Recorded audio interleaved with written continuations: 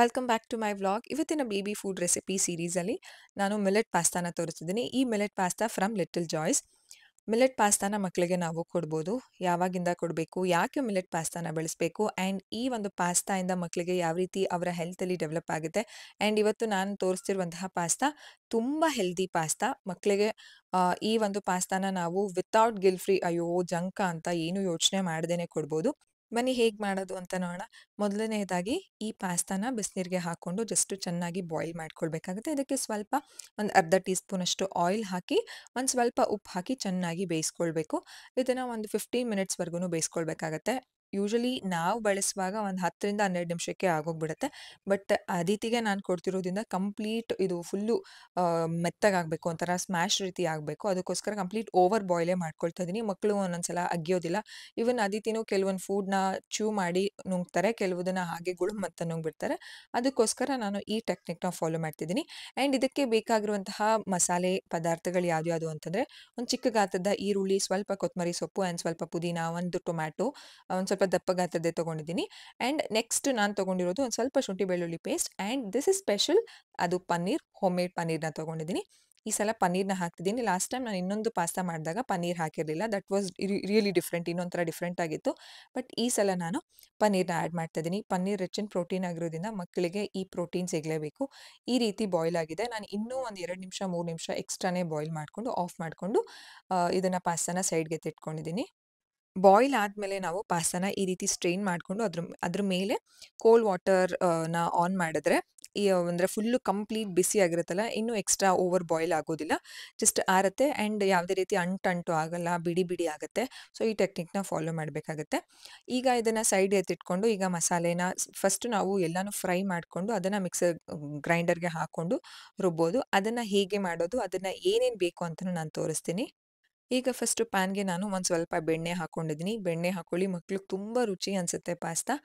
ಇದು ಹೆಲ್ದಿ ಫಾರ್ಮಲ್ಲೇ ಮಾಡ್ತಿರೋದು, ಯಾವುದೇ ರೀತಿ ಗಿಲ್ಟ್ ಇಲ್ಲ ಅಂತ ಆವಾಗಲೇ ಹೇಳಿದೆ ಅಲ್ವಾ. ಸೊ ಎಲ್ಲನೂ ಮಕ್ಕಳಿಗೆ ಒಂದು ಒಳ್ಳೆ ನ್ಯೂಟ್ರಿಷನ್ ಕೊಡುವಂತಹ ಒಂದು ಐಟಮ್ಸ್ನೇ ನಾನು ಹಾಕ್ತಿದ್ದೀನಿ.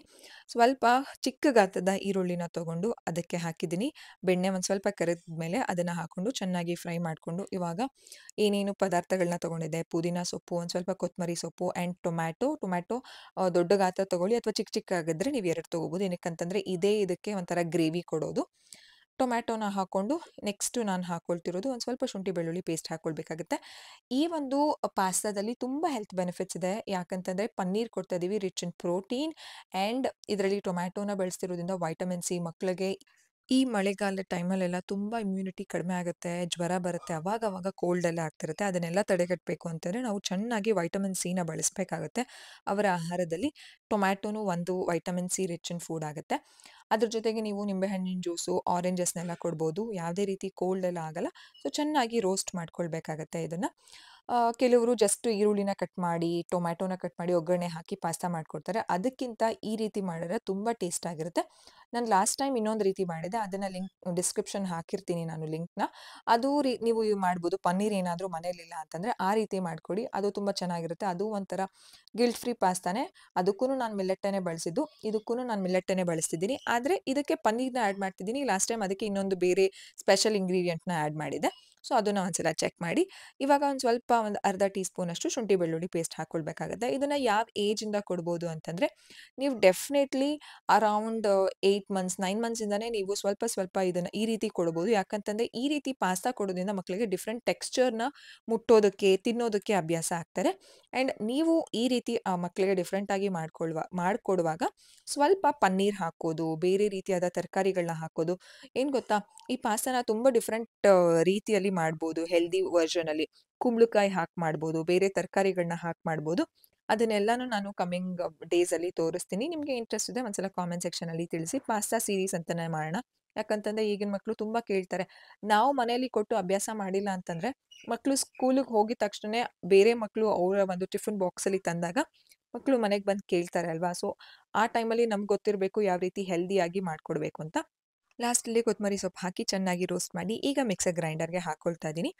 ಮಿಕ್ಸರ್ ಗ್ರೈಂಡ್‌ಗೆ ಹಾಕಿದ್ಮೇಲೆ ಸ್ವಲ್ಪ ಹೊತ್ತು ಆರೋದಕ್ಕೆ ಬಿಟ್ಟು, ತಣ್ಣಗಾಗೋದಕ್ಕೆ ಬಿಟ್ಟು, ಅದಾದಮೇಲೆ ನೀವು ಚೆನ್ನಾಗಿ ಇದನ್ನು ಗ್ರೈಂಡ್ ಮಾಡಬೇಕಾಗತ್ತೆ. ಫೈನ್ ಪೇಸ್ಟ್ ಮಾಡಬೇಕು. ಈ ರೀತಿ ಫೈನ್ ಪೇಸ್ಟ್ ಮಾಡಿ ಮಸಾಲೆ ಮಾಡ್ಕೊಳ್ತೀವಲ್ಲ, ಅವಾಗನೇ ಪಾಸ್ತಾ ಡಿಫರೆಂಟ್ ಟೇಸ್ಟ್ ಕೊಡುತ್ತೆ. ಒಂಥರ ಟ್ಯಾಂಗಿ ಟ್ಯಾಂಗಿ ಇರುತ್ತೆ.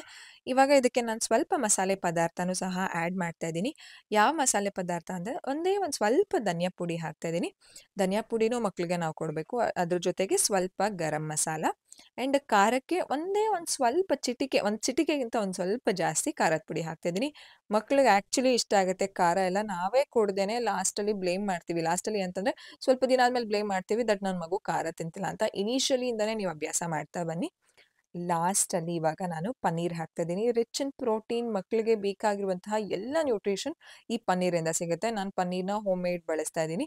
ನೀವು ಮನೆಯಲ್ಲೇನೆ ಮಾಡ್ಬೋದು ಪನ್ನೀರು. Very easy. ಹೊರಗಡೆ ತಂದು ಮಕ್ಕಳಿಗೆ ಕೊಡೋದಕ್ಕಿಂತ ಮನೆಯಲ್ಲೇ ಮಾಡಿದ್ರೆ ತುಂಬಾ ಹೆಲ್ದಿ ಆಗಿರುತ್ತೆ. ಆ ಲಿಂಕು ಹಾಕಿರ್ತೀನಿ. ಒಂದ್ಸಲ ಚೆಕ್ ಮಾಡಿ ನೀವು ಡಿಸ್ಕ್ರಿಪ್ಷನಲ್ಲಿ.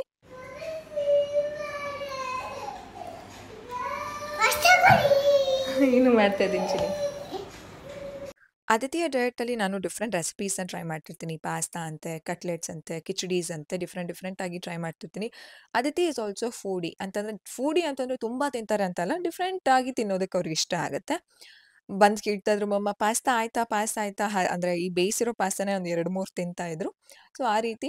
ಆ್ಯಂಡ್ ನಾನು ಮಾಡುವಾಗ್ಲೂ ಅದಿತಿನ ಸ್ವಲ್ಪ ಇನ್ವಾಲ್ವ್ ಮಾಡ್ಕೊಳ್ತೀನಿ. ಅವ್ರ ಕೈಲಿ ಪಾಸ್ತಾ ಸ್ವಲ್ಪ ಹಾಕ್ಸೋದು ಅದನ್ನೆಲ್ಲ ಇನ್ವಾಲ್ವ್ ಮಾಡ್ಕೊಂಡಾಗ ಮಕ್ಕಳಿಗೆ ಕ್ಯೂರಿಯಾಸಿಟಿ ಡೆವಲಪ್ ಆಗುತ್ತೆ. ಓಕೆ, ಓಕೆ ಅಂತ ತಿನ್ಬೇಕು, ಚೆನ್ನಾಗಿ ತಿನ್ಬೇಕು, ವಾವ್! ಯಮ್ಮಿ ಆಗಿರುತ್ತೇನೋ ಹಾಗೆ ಹೀಗೆ ಅಂತ. ಈಗ ಗ್ರೈಂಡ್ ಮಾಡ್ಕೊಂಡಿದ್ನಲ್ಲ, ಆ ಮಸಾಲೆನ ಸೇಮ್ ಪ್ಯಾನ್‌ಗೆ ಹಾಕೊಂಡು ಚೆನ್ನಾಗಿ ಸ್ವಲ್ಪ ಕುದಿಸ್ಕೊಳ್ಬೇಕಾಗತ್ತೆ. ಅಂತಂದ್ರೆ ಆಬ್ವಿಯಸ್ಲಿ ನಾವು ಆಲ್ರೆಡಿ ರೋಸ್ಟ್ ಮಾಡಿರ್ತೀವಿ. ಬಟ್ ಪನ್ನೀರ್ ಹಾಕಿರೋದ್ರಿಂದ ಸ್ವಲ್ಪ ಹಸಿ ವಾಸನೆ ಹೋಗೋವರೆಗೂನು ನಾವು ಸ್ವಲ್ಪ ಬೇಯಿಸ್ಕೊಂಡು ಅದಕ್ಕೆ ಇವಾಗ ಉಪ್ಪು ಹಾಕೊಳ್ಬೇಕು. ಉಪ್ಪು ರುಚಿಗೆ ತಕ್ಕಷ್ಟು ಹಾಕೊಳ್ಬೇಕಾಗತ್ತೆ. ಸ್ವಲ್ಪ ಕಡಿಮೆನೇ ಹಾಕೊಳ್ಳಿ, ಯಾಕಂತಂದ್ರೆ ನೀವು ಆಲ್ರೆಡಿ ಪಾಸ್ತಾಗೆ ಹಾಕೊಂಡಿರ್ತೀರ. ಸೊ ಅದಕ್ಕೋಸ್ಕರ ಇದು ಚೆನ್ನಾಗಿ ಬಾಯ್ಲ್ ಆದ್ಮೇಲೆ ಇವಾಗ ಇದಕ್ಕೆ ಯಾವುದೇ ರೀತಿ ನೀರೆಲ್ಲ ಆಡ್ ಮಾಡೋ ಹಾಗಿಲ್ಲ.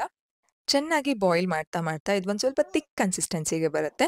ಸೊ ಎಷ್ಟು ಥಿಕ್ ಆಗುತ್ತೋ ಪಾಸ್ತಾ ಅಷ್ಟು ಟೇಸ್ಟಿ ಆಗಿರುತ್ತೆ ಅಂತ ಅನ್ಕೊಳ್ಳಿ. ಯಾಕಂತಂದ್ರೆ ನಾನು ಸ್ವಲ್ಪ ಒಂದು 2 ಇಡಿಯಷ್ಟು ಪಾಸ್ತಾನ ಹಾಕ್ಕೊಂಡಿದ್ದೀನಿ. ಜಾಸ್ತಿನೂ ಇಲ್ಲ. ಅದಿತಿಗೆ ಸ್ವಲ್ಪ ಆ್ಯಂಡ್ ನನಗೆ ಸ್ವಲ್ಪ. ಇದನ್ನ ಇದರಲ್ಲಿ ಪನ್ನೀರ್ ಹಾಕ್ತಿರೋದ್ರಿಂದ, ಟೊಮ್ಯಾಟೊ ಹಾಕ್ತಿರೋದ್ರಿಂದ ನಾನು ಈ ಟೈಮಲ್ಲಿ ತಿನ್ಬೋದು.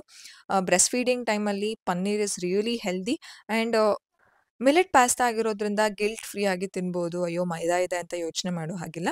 ಮಿಲೆಟ್ ಮಕ್ಳಿಗೂನು ಒಳ್ಳೇದು ಆ್ಯಂಡ್ ಈವನ್ ಬಾಣಂತಿಯರಿಗೂನು ಒಳ್ಳೇದಾಗತ್ತೆ. ಎಲ್ಲಾನು ಇತಿಮಿತವಿದಲ್ಲೇ ನಾವು ಬೆಳೆಸ್ತೀವಿ. ಯಾವುದು ಅತಿಯಾಗೂನು ತಿನ್ನೋದಿಲ್ಲ, ಕಡಿಮೆನೂ ಮಾಡೋದಿಲ್ಲ. ಸೊ ಯಾವತ್ತೋ ಒಂದು ದಿನ ಅದಿತಿಗೆ ಈ ರೀತಿ ಮಾಡ್ಕೊಟ್ರೆ ಇಷ್ಟ ಆಗತ್ತೆ.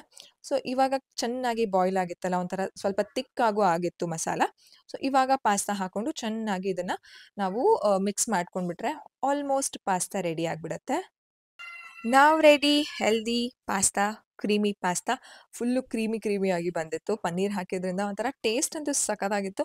ನಾನು ಇದನ್ನ ಫಸ್ಟ್ ಟೈಮ್ ಟ್ರೈ ಮಾಡಿದ್ದೆ. ಎಲ್ಲೋ ನೋಡಿದ್ದೆ, ಅದು ನೆನಪಿತ್ತು. ಪನ್ನೀರ್ ಇತ್ತಲ್ಲ ಮನೇಲಿ. ಏನ್ ಮಾಡೋದು ಅದಿತಿಗೆ ಅವಾಗ ಪಾಸ್ತಾ ಅಂತ ಕೇಳ್ತಾರೆ. ಬೆಳಗ್ಗೆ ಬ್ರೇಕ್‌ಫಾಸ್ಟ್ ಅದಿತಿನ ಕೇಳಿನೇ ಮಾಡೋದು. ಅವ್ರಿಗೇನ್ ಬೇಕು ಅಂತ ಕೇಳ್ತಾರೆ ಕೆಲವೊಂದ್ ದಿನ. ಆ್ಯಂಡ್ ಕೆಲವೊಂದ್ ದಿನ ಆಪ್ಷನ್ ಇಲ್ಲದೆ ಇದ್ದಾಗ, ನಮಗೆ ಜಾಸ್ತಿ ಟೈಮ್ ಇಲ್ಲದೆ ಇದ್ದಾಗ ನಾವು ಮಾಡಿದ್ದನ್ನ ಹೇಳ್ತೀವಿ. ಓಕೆ ಅಂತ ಪಾಪ ಅದಿತಿ ತಿಂತಾರೆ. ಸೊ ಇವಾಗ ಪಾಸ್ತಾ ರೆಡಿ ಆಗಿದೆ. ಆ್ಯಂಡ್ ನೆಕ್ಸ್ಟ್ ಟೈಮ್ ನಾನು ಚೀಸ್ ಹಾಕ್ಬಿಟ್ಟು ಪಾಸ್ತಾ ಮಾಡೋಣ ಅಂತ ಅನ್ಕೊಳ್ತಾ ಇದ್ದೀನಿ. ಅದಿತಿಗೆ ತುಂಬಾ ಇಷ್ಟ ಆಗ್ತಿದೆ ಸಾಲ್ಟೆಡ್ ಚೀಸ್. ಸೊ ಚೀಸಲ್ಲಿ ಟ್ರೈ ಮಾಡಬೇಕು ಅಂತ ಅನ್ಕೊಂಡಿದ್ದೀನಿ. ನಿಮ್ಗೇನಾದ್ರೂ ರೆಸಿಪಿ ಗೊತ್ತಿದ್ರೆ ಪ್ಲೀಸ್ ಕಾಮೆಂಟ್ ಸೆಕ್ಷನಲ್ಲಿ ಹೇಳಿ. ಆ್ಯಂಡ್ ಯಾವ ರೀತಿ ನೀವು ಪಾಸ್ತಾನ ಟ್ರೈ ಮಾಡಿದ್ದೀರಾ? ಆಲ್ರೆಡಿ ಕೊಟ್ಟಿದ್ದೀರಾ, ಕೊಟ್ಟಿಲ್ವಾ? ಆ್ಯಕ್ಚುಲಿ ಎಲ್ಲರಿಗೂ ಏನು ಭಯ ಇರುತ್ತೆ ಗೊತ್ತಾ? ಇದೆಲ್ಲ ಜಂಕು, ಕೊಡಬಾರ್ದು ಮಕ್ಕಳಿಗೆ, ಹೊಟ್ಟೆ ಕೆಡುತ್ತೆ ಅಂತ ಯೋಚನೆ ಮಾಡಿರ್ತಾರೆ. ಸೊ ಕೊಡ್ಬೋದು. ಅದಕ್ಕೆ ನಾವು ಏನು ಹಾಕಿ ಕೊಡ್ತೀವಿ ಅನ್ನೋದು ತುಂಬಾ ಇಂಪಾರ್ಟೆಂಟ್ ಆಗುತ್ತೆ. ಅವಳ ಮಾರ್ಕೆಟ್ ಪ್ಲೇಸ್ ಬಂದಾಳೆ. ನಂಗೆ ಸ್ವಲ್ಪ ತಿನ್ನಿಸಿ. ನೀವು ನಾನು ನಿಮ್ಮ ತಿನ್ನಿಸ್ತಾರ ಹಂಗೆ ನನಗೂ ತಿನ್ನಿಸಿ. ತಿನ್ನಿ ನಿಂದು.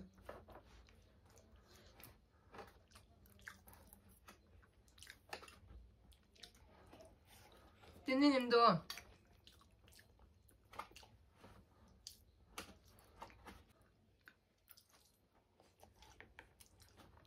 ನಾನು ತಿನ್ನಲ್ಲ, ನಾನು ಕುಡಿ.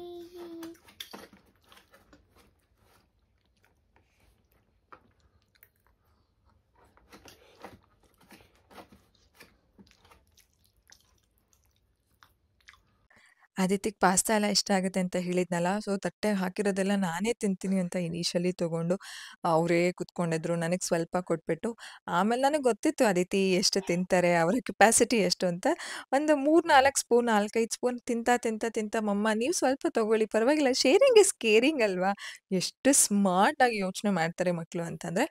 ಸೊ ಹೆಲ್ದಿ ಪಾಸ್ತಾನ ನಾನಿವತ್ತು ನನ್ನ ರೆಸಿಪಿಯಲ್ಲಿ ಒಂದು ತೋರಿಸಿದ್ದೀನಿ. ಈ ಹೆಲ್ದಿ ಪಾಸ್ತಾನ ನೀವು ಮಕ್ಕಳಿಗೆ ಟ್ರೈ ಮಾಡ್ಕೊಡಿ. ಹೇಗಿತ್ತು ಅಂತ ಕಾಮೆಂಟ್ ಸೆಕ್ಷನಲ್ಲಿ ತಿಳಿಸಿ. ಆ್ಯಂಡ್ ನೀವಿನ್ನೂ ಚಾನಲ್‌ನ ಸಬ್ಸ್ಕ್ರೈಬ್ ಮಾಡ್ಕೊಂಡಿಲ್ಲ, ಫಸ್ಟ್ ಟೈಮ್ ನನ್ನ ವೀಡಿಯೋಸ್‌ನ ನೋಡ್ತಿದ್ದೀರಾ ಅಂತಂದರೆ ಪ್ಲೀಸ್ ಸಬ್ಸ್ಕ್ರೈಬ್ ಮಾಡ್ಕೊಡಿ ಆ್ಯಂಡ್ ಬೆಲ್ ಐಕಾನ್ನ ಕ್ಲಿಕ್ ಮಾಡೋದನ್ನ ಮರಿಬೇಡಿ. Thanks for watching. ಬಾಯ್.